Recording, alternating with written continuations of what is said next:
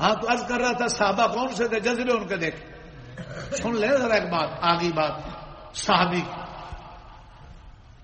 مزدوری کرتے اور پیسے کماتے، ان پیسوں کا مقصد شہرت واہ واہ نہیں، مقصد تاکہ اللہ کی راہ میں خرچ کرنے کا جو برکات اور انوارات اور فائدے وہ مل جائیں.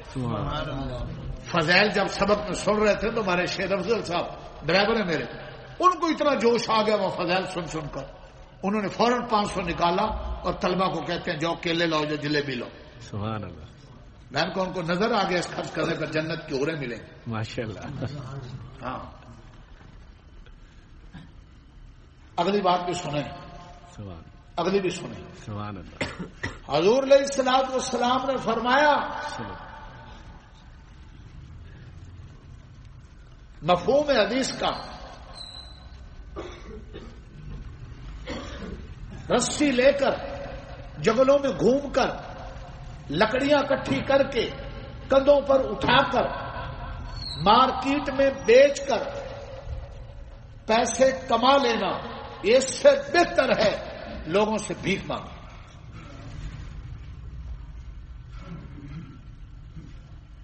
اتنا محنتی علاقہ سے وہ حبیب اللہ بھیک مانگنے اور پیشہ ور بکاری کا پیٹ کبھی نہیں بھرے گا.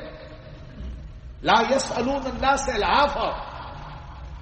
فرمایا مسکین وہ نہیں ہے جو لوگوں کے پاس ایک ایک دو دو روپے کے لیے اس کو ایک ایک دو دو روپے لوگوں کے دروازوں پر گھمائے، وہ مسکین مولانا طارق، وہ مسکین نہیں. یہ حدیث بخاری کی ہے. مسکین کی تعریف کون سی ہے؟ جو ضرورت مند ہو لیکن اپنی ضرورت کو چھپاتا ہے، کسی کے پاس نہیں جاتا، شرماتا ہے. اپنی ذاتی ضرورت مند ہے لیکن اپنی ضرورت کسی کے سامنے ظاہر نہیں کرتا، شرماتا ہے، مانگتا نہیں.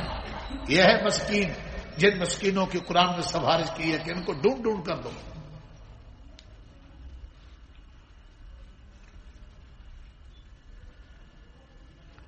اپنی ذات لکڑیاں جمع کر کے. حضرت حکیم بن حزام صحابی رسول ہے، سن لینا ذرا. کون؟ حکیم بن حزام. حزام، حزام نہیں، لفظ حزام. حضرت حکیم بن حزام. حزام نے نبی پاک صلی اللہ علیہ وسلم سے آ کر کچھ مانگا، آپ نے دے دیا. پھر مانگا، پھر دے دیا، پھر مانگا. اللہ اکبر، قربان جاؤں آقا تیرے قدموں کی خاک پر. اب وہ استاد ہی نہیں ملتے ڈھونڈنے سے جو قدم موقع موقع پر شاگرد کی تربیت کرتے. وہ مشائخ ختم ہو گئے، کوئی خال خال ہوگا جو قدم قدم پر مریدوں کی اصلاح کرتے. کس کی بات؟ صحابہ فقیر کیا کرتے تھے؟ مالدار تو آدھا کو کل مال دیتے تھے اللہ کی راہ میں، اور فقیر مزدوریاں کر کے، مزدوری اس لیے نہیں کماتے تھے موبائل فلاں فلاں کے لیے، مزدوریاں کماتے تھے اللہ کی راہ میں، خرچہ نہیں. دوسری بات حضور نے فرمایا دینا اس کو 3 بات جی بڑی ضرورت ہے. لکڑی رسی لے کر جنگل سے لکڑیاں جمع کر کے مزدوری کر کے کما لینا، جی بھیک مانگنے سے، بکاری بڑھنے سے بہتر ہے. اور تیسری بات حکیم بن نظام والی کو بالکل نہ چھوڑنا. سبحان اللہ. حضور سے مانگا دے دیا، دوسری بار مانگا دے دیا. ماشاءاللہ. جب تیسری بار مانگا، اور تینوں باتیں بخاری کی ہے، کچی بھی نہیں. تیسری بار مانگا تو حضور نے فرمایا حکیم یہ مال خضرۃ حلو، یہ بڑا سرسبز ہے، بڑا میٹھا ہے. خاضرہ کہا جانوروں کے حوالے سے، جانور سبزے کو بڑا پسند کرتے جی. اور میٹھا کہا انسانوں کے حوالے سے، انسان میٹھے پہ ملتے ہیں. یہ مال بڑا سرسبز ہے اور میٹھا ہے، بڑا میٹھا ہے. تما کے بغیر، حرص کے بغیر، سوال کے بغیر، زبان کا سوال، دل کا سوال، نظر کا سوال، اس کے بغیر مل جائے تو برکت. جس کو بغیر سوال کے ملتا ہے بوری کفی، اس کو برکت مل جاتی، برکت دی جاتی. اور جو سوال کرتا ہے، تما کرتا ہے، برکت ختم ہو جاتی. اللہ کی قسم، حضور پیر تھے نا، استاد بھی تھے، اور حکیم کے نظام مرید اور شاگرد بھی تھے. تو بس خانقاہ میں آئے ہو، ایک تعلیم گاہ میں آئے ہو، تو اب سنو. پیر شیخ کیسے ہوتے ہیں اور مرید کیسے ہوتے ہیں. حکیم بن حزام نے اللہ کے نبی کی نصیحت پر ناک کیوں نہیں چڑھایا؟ آج تو اتنا بگاڑ ہے، کسی کی غلطی پر کچھ کہے تو غلطی ماننے کی طرف ایسی طویلیں کریں گے تو پہلے سے زیادہ تکلیف. حکیم بن حزام نے کوئی چون چڑا نہیں کی، فوراً کیا کیا؟ یا رسول اللہ، ہاں اپنے آپ کو جب آپ نے نصیحت کی تو حکیم بن حزام نے تما سوال لینا ایسا بند کیا کہ غنیمت کا مال فے کا حصہ آیا.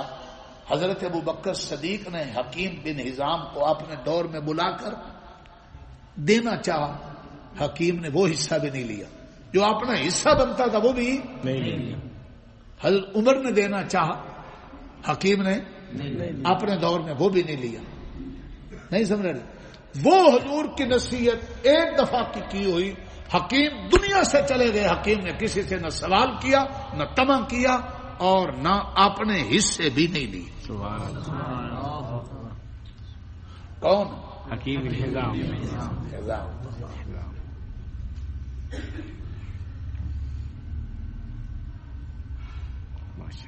حضرت ابو جحیفہ صحابی رسول تھے، گھر میں گوشت شوربہ بنا ہوا تھا، پیٹ بھر کر کھا لیا. حضور پاک کی مجلس میں تشریف لائے، بیٹھے تھے جیسے بلال صاحب، اور کھانا سیر ہو کر کھایا. کدھر ہے؟ بلال صاحب کو نہیں دیکھا، ہم کو ڈکار آ گیا. اب مجلس کے اندر ڈکار آیا کھٹا، تو اللہ کے رسول نے یہاں سے کہہ دیا، حکیم ابو جحیفہ جو دنیا میں پیٹ بھر کر کھاتا ہے قیامت دن بھوکھا رہے، اور مجلس کے اندر کھٹے ڈکار مت لو، ذرا پیچھے ہو جاؤ. آج اگر کوئی کہہ دے تو یہ تو بزرگوں پر اعتراض کر رہے ہیں. مجھے حضرت نے 2 دفعہ ڈانٹا بھری مجلس میں. میرے سینے میں اتنا احترام ہے، خدا شیطان نے وسوسہ ڈالا کہ دیکھو تمہیں بڑی مجلس میں کیا دیا، اور رحمان نے جو ڈالا خیال کمال ہو گیا. سبحان اللہ. میں نے کہا شیخ ہوتا کس لیے؟ سبحان اللہ. بس اس خیال نے بچا لی. ماشاءاللہ ماشاءاللہ. توبہ.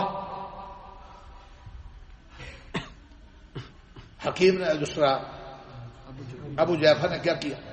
آپ کی تنبیہ کرنے کے بعد زندگی بھر حضرت ابو جحیفہ نے پیٹ بھر کر کھانا نہیں کھایا.